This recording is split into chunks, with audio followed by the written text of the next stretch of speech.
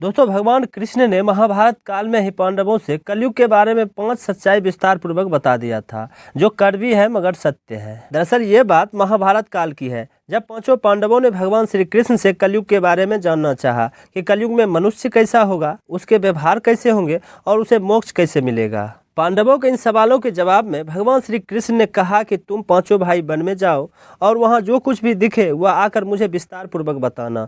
तब पांचों भाई भगवान श्री कृष्ण के आदेश पर वन में जाकर श्री कृष्ण के पास वापस आए और उन्हें क्या बताते हैं, पांचों भाई ने वन में क्या देखा, चलिए जानते हैं। लेकिन उससे पहले वीडियो को अभी से लाइक कर दीजिए और अगर चैनल पर नए हैं तो चैनल को भी सब्सक्राइब जरूर कर लीजिएगा, क्योंकि ऐसे नॉलेजेबल कंटेंट हम यहाँ पर लाते ही रहते हैं। तो चलिए दोस्तों, वीडियो में आगे बढ़ते हैं।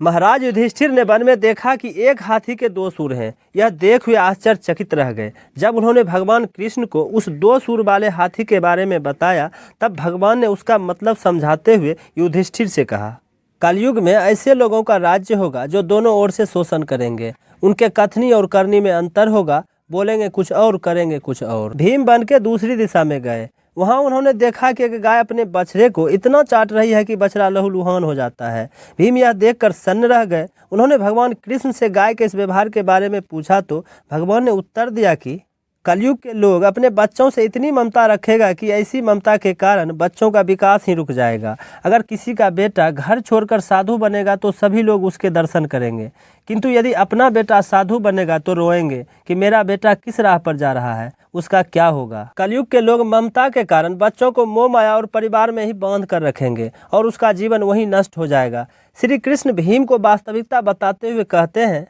तुम्हारे पुत्र तुम्हारे नहीं, वो तो उनकी पत्नियों की अमानत है। पुत्रियां अपने पतियों की अमानत है। मनुष्य का शरीर मृत्यु की अमानत है और आत्मा परमात्मा की अमानत है। अर्जुन ने तीसरा आश्चर्य देखा कि एक पक्षी है जिसके पंखों पर वेद की ऋचाएं लिखी हुई हैं, पर वह पक्षी मुर्दे का मांस खा रहा है। यह देखकर अर्जुन अचंभित हो गए। इस दृश्य के बारे में भगवान ने पांडवों को बताया कि कलयुग में ऐसे लोग होंगे जो ज्ञानी और विद्वान कहलाएंगे, किंतु वे दिन रात यही सोचेंगे कि कौन सा मनुष्य जल्दी मरे कि उसकी संपत्ति को हड़प लिया जाए। चाहे व्यक्ति कितना ही धनवान क्यों न हो, लेकिन उसकी मनसा हमेशा दूसरों की संपत्ति हड़पने की ही होगी। वास्तविक संत तो लाखों में एक ही मिलेंगे। नकुल ने देखा कि पहाड़ के ऊपर से एक बड़ी चट्टान लुढ़कती हुई आ रही है। बड़े से बड़े वृक्ष भी उसे रोकने में असफल रहे, परंतु एक अत्यंत छोटे पौधे से टकराकर वह बड़ी चट्टान वहीं रुक गई।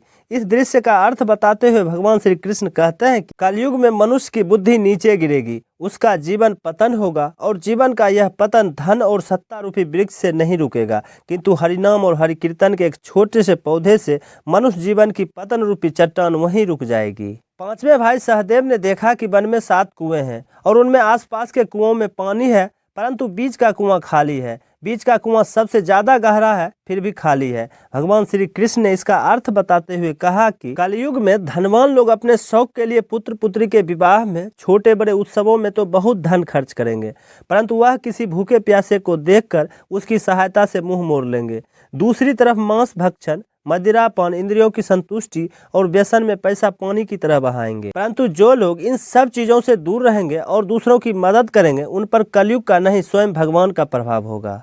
तो दोस्तों, ये थे भगवान श्री कृष्ण के बताए कलयुग के 5 कड़वे सत्य, जो आज हमारे आंखों के सामने सत्य हो रहे हैं। आज के लिए बस इतना ही। मिलते हैं इसी तरह की एक और नॉलेजेबल वीडियो में। तब तक के लिए जय हिंद, वंदे मातरम।